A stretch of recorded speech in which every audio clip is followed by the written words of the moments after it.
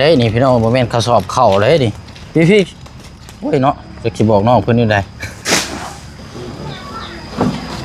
อ๋อตรงเจนี่บ่ฮึบบ่เรื่องแห้งนี่มันต้องเฮ็ดเวียกตลอดแล้วมันจังสิมีเหือมีแห้งกิ๊กลงโอ้โธ่โคตรดีๆนี่เนาะ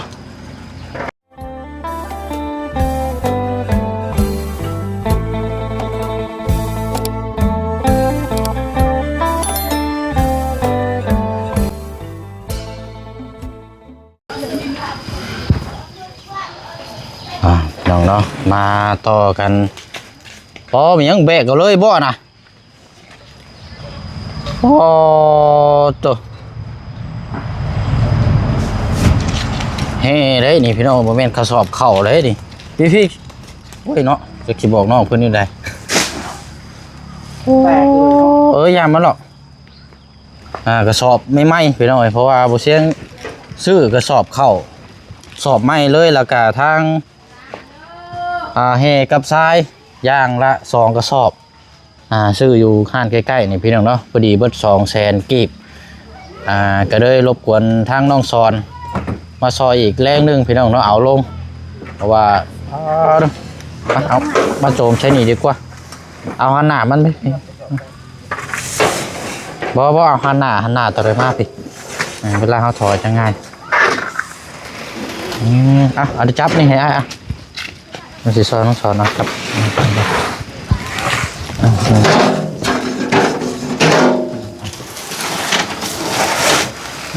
หมาอย่างนี้โอเค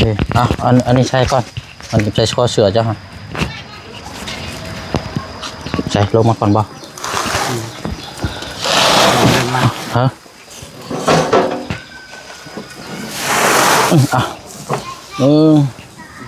จะลงมาก่อนก็ได้1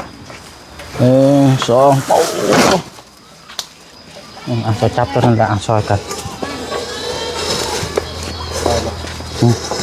ย่างมันนักได้ทรายนี่พี่น้องคันว่าสีสร้างกับมันกัดอันนั้นโพดโอ้ที่จะจับ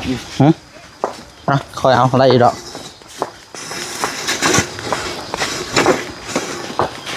โอ้นี่ตั้งอยากซอยทั้งน้องเพื่อนได้นี่พี่น้องกับเขาคิดเห็นปูนแล้วมันเก่ามันแข็งกระถิ่มจะเชื่อเพราะว่าซอยนึงมันกระแพง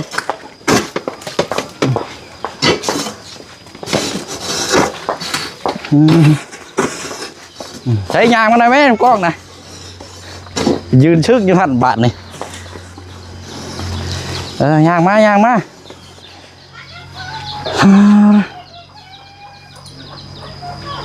พลิกลงเลยก็ได้ช้อนเขาเบิ่งเลือดตีนเจ้าด้วย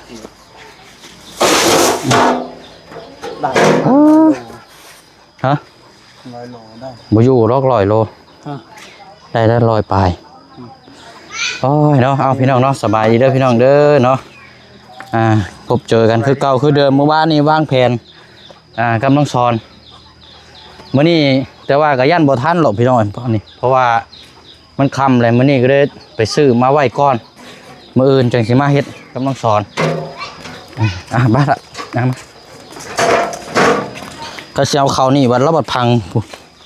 แน่นซับ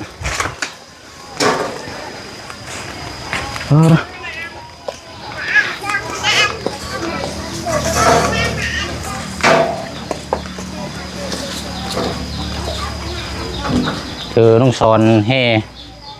พี่น้อยแบกเลย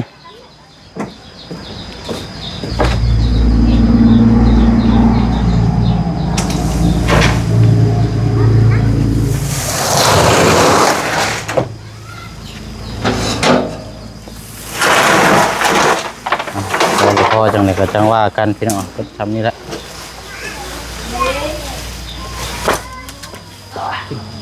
เป็นคนยังไงคือฮะตรงนี่ได้เนาะ คือเก่าบ่เฮาไป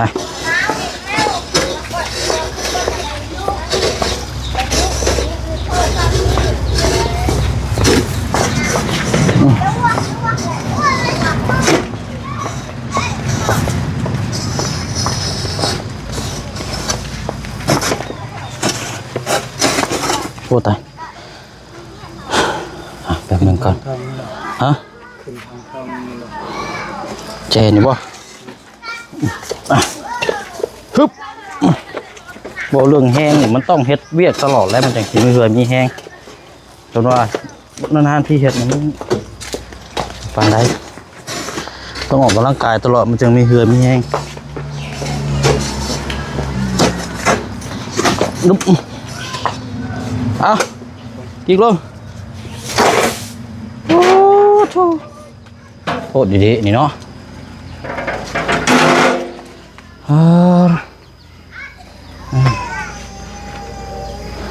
ย่างมาพี่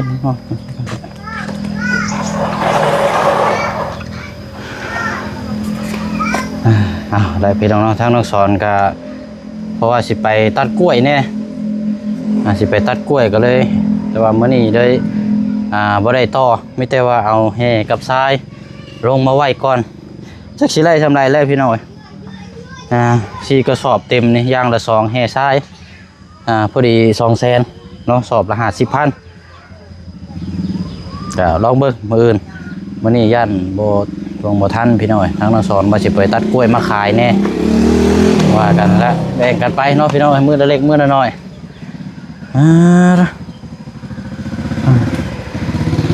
โอเคเนาะเอาแท่นเนาะโดยสบายดีเนาะไม่ได้ไปใส่บ่มื้อนี้เมื่อแต่ขายหน่อไม้ขายหน่อไม้โดยเมื่อแต่หาก็ไปขายได้เท่าไรหน่อไม้เขาได้6 ธง3 ธงเขาต่อ50นี่เขาได้6 ธงบริษัทนึงหน่อไม้ยันขายเป็นถุงครับบ่โดยไม่ได้ขายเป็นโลเนาะขายเป็นธงโอ้6 ธงเด้อ6 ธงเขาต่อ3 ธง50เขาเอาได้เขาขายธง20เด้อ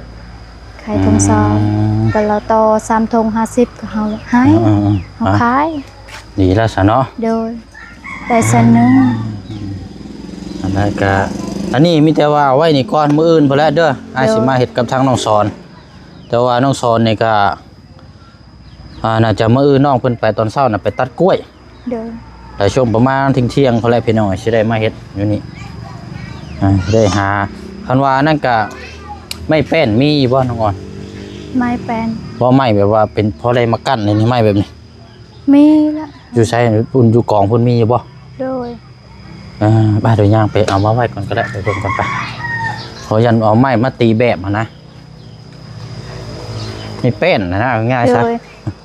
ตีแบบเดี๋ยวยันบาปูดมันเหี้ยมยังระเบิดแล้วจังเลือกมาไว้นี่ได้ปะไม้นี่เอาออกมาเลยเ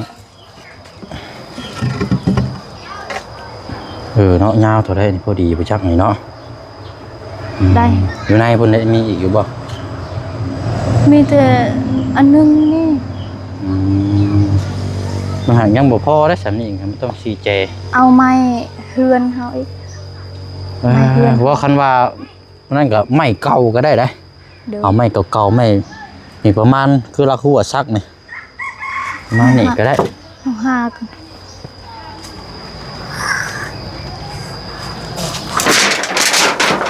บ่มีเนาะบ่มีแท้ระวังงูเด้อนี่คันมีนี่ประมาณนี่ก็ได้นี่ประมาณหน้านี่ก็ได้ประมาณยาวประมาณนี้อาจจะมาจาก4 อันว่านั่นกันมีแต่ตัวนี้นี่ก็สิได้อยู่ตัวนี้นี่มีแต่อันนึงตัวนี้เอามาด้วยก็ได้อยู่2 อันตัวนี้ก็แต่ว่าต้องหามาอีก2 อันเอาตัวยาวอีก2 อันเพราะเฮาสิบ่เฮ็ด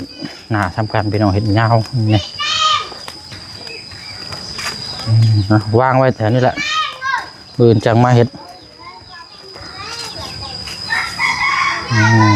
วางไว้กันไว้อันนี้เลยใช่ปะ เสียเท่าไรค่าน้ำเดือนนี้เนาะ 30 30,000 โดย อืม ยังค่าไผ่เราได้เก็บ เออ ค่าน้ำเสียแล้วยังแต่ค่าไผ่ อีกได้ถึงเติบเยอะเนาะ โดย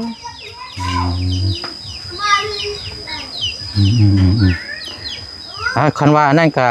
เจ้าว่างแล้วเจ้าค้นคว้าหาเบิ่งให้อ้ายนำเลยเด้อ โดย เอาต้องการแต่ไม้ตัวนี้แหละประมาณ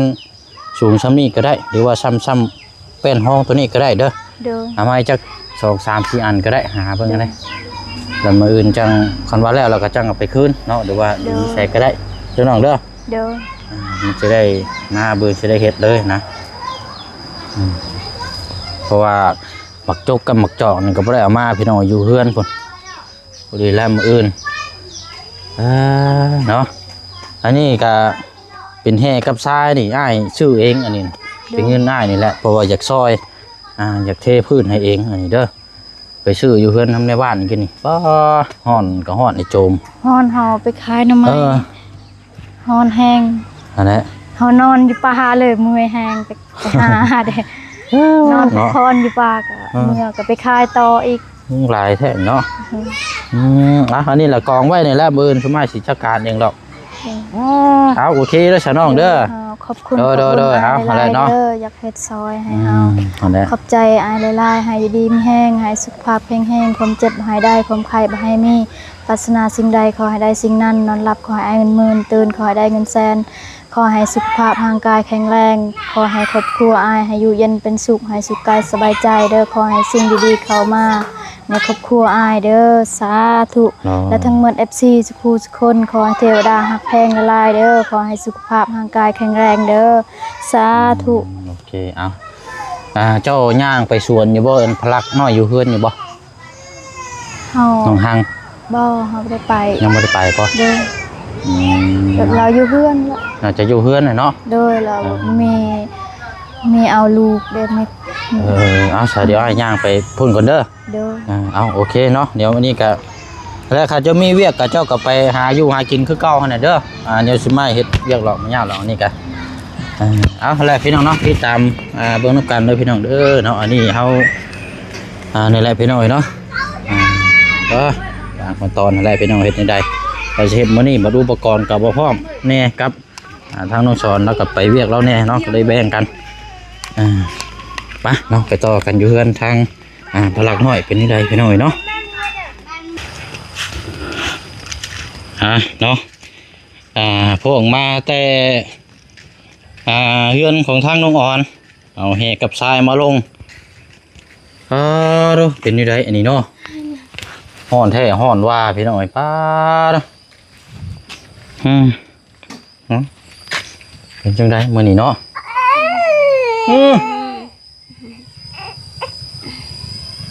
ให้เลยแหละยังบ่ทันนอนบ่คนน้อยนี่กะ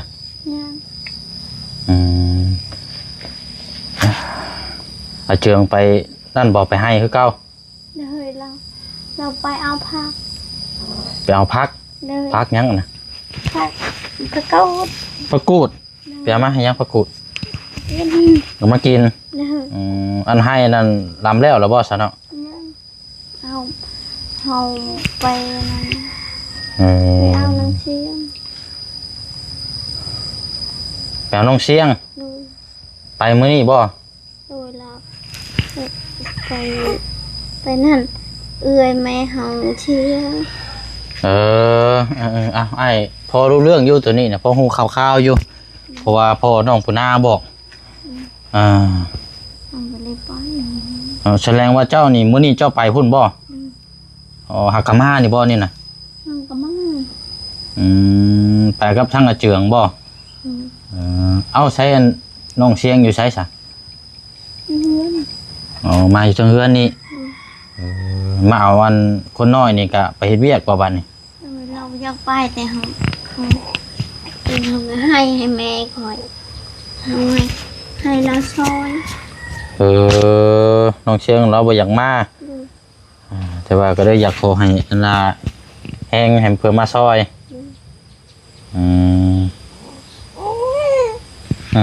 ยืมเบิ่งทางนี้เนาะเป็นไดทางนี้นอนบ่ สมมติคนมักกินนมเดี๋ยวนอนกินข้าวนมเลยปวดโพเอามามื้อนี้บ่ได้เห็นคนขี้ลือแล้วพี่น้อยนอนเลยเนาะ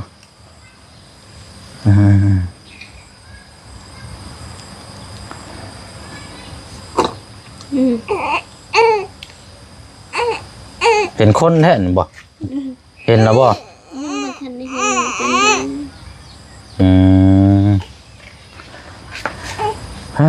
เนาะไม่ได้คือแอวให้แท้ อะไรเป็นข่าว เขาจะป้อนข้าวบ่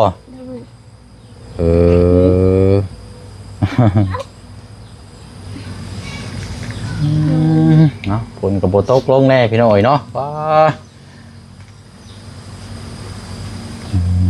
ฉันรอบเช้าน่ะไปมาแต่บ้านแม่เนาะไปรับทางน้องเสียงมาแล้วบวกกับทางป้านั่นเสียบ่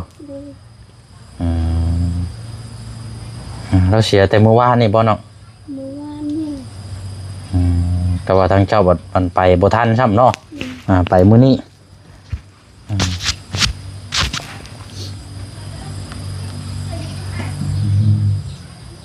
อันนี้อันแบบชุมเจ้าตั้งไปมื้อนี้บ่อันว่าทั้งที่ว่าฮู้ข่าวทั้งป้าเสียนั่นเจ้าบ่ได้ฮู้บ่เขาได้ฮู้แต่เอาไปซื่อ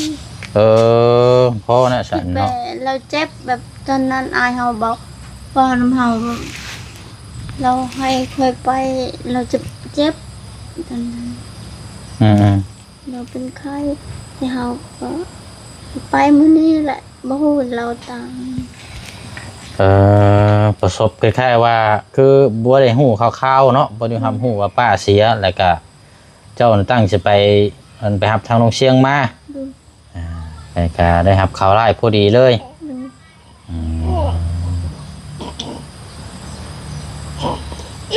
โทรศัพท์บ่ได้มีบ่ซะครับนี่แล้วโทรบ่ทัน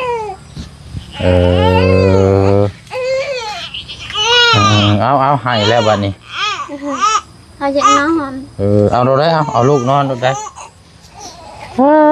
ให้มาแต่พวกไรเฮือนน้องอ่อนพวกจังน้อยก็สิออกไปละคนน้อยนอนเด้อมื้อนี้พี่น้อยเนาะ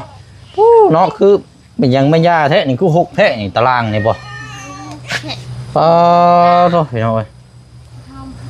อันว่าอันนั้นแม่น้องหังข้างนอกหั่นเด้อบ่เฮ็ดแบบชั้นเด้อเป็นกองนมเป็นเนาะเป็นขยงขยะเนาะเก็บขวดเด้อน้องเด้อข้างนอกเด้อบ่ให้ยุ่นเอาแบบชั้นเด้อเก็บกวดออกให้มันสะอาดบ่ให้เฮ็ดแบบซี่มันหกเนาะทั้งปลาลุงเพิ่นเห็นมามันหกแบบซี่นี่เพิ่นบ่ได้มักได้เนาะกินแล้วก็เอาใส่ขยะเอาไปจูดเอา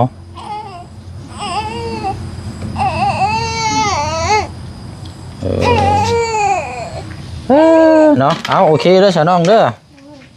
เอาละเนาะเรื่องทำความสะอาดในจังน้อยเนาะพี่น้อยเนาะซื้อนุ่มใหม่เบิ่งกล่องนุ่มอยู่ข้างนอกเต็มอยู่บ่ได้ได้แบบนี้อันตรายเลยแบบนี้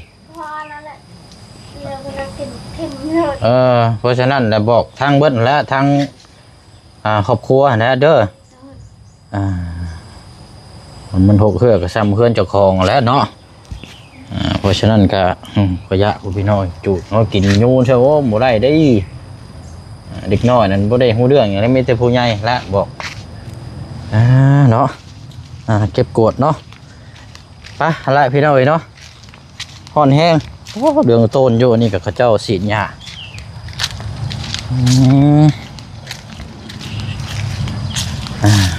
อะไรเนาะอันใดที่มันเห็นบ่ดีบ่งามเขากับบอกเลยอะไรพี่น้อยเนี่ยถ้าว่าบอกเช่นนี้ครับบ่เห็นแล้วก็แม่นจบเลยแล้วบ้านว่ากันได้พี่น้อยเนาะมันดีมันงามก็เห็ดเอาพี่น้อยเนาะบ่ดีบ่งามก็บ่เห็ดแล้ววะนี่เลยพี่น้อยเนาะในบ่เชียงก็เข้ามาเยี่ยมมายามนั้นนี่แหละพี่น้อยเป็นระยะเนาะหลักๆเลยกับทั้งพลักน้อยแบบบ่อยู่ซ้ำบ่สมาดินเรามื้อนี้ก็นอนอยู่แต่ว่าเรานอนเนาะ เอาล่ะพี่น้องเนาะลาพี่น้องไปอีกคือเก่าคือเดิมเด้อเนาะมื้ออื่นมาติดตามเบิ่งกันตัวนี้เนาะพี่น้องเนาะให้มันแล้วมันทั่วแต่ว่าการเฮาก็ได้เว้าได้ปากได้ว่าสิเฮ็ดให้ล่ะพี่น้องเนาะไปเนาะบ๊ายบายเด้อพี่น้องเด้อเนาะบ่สุขสุขคนสบายดี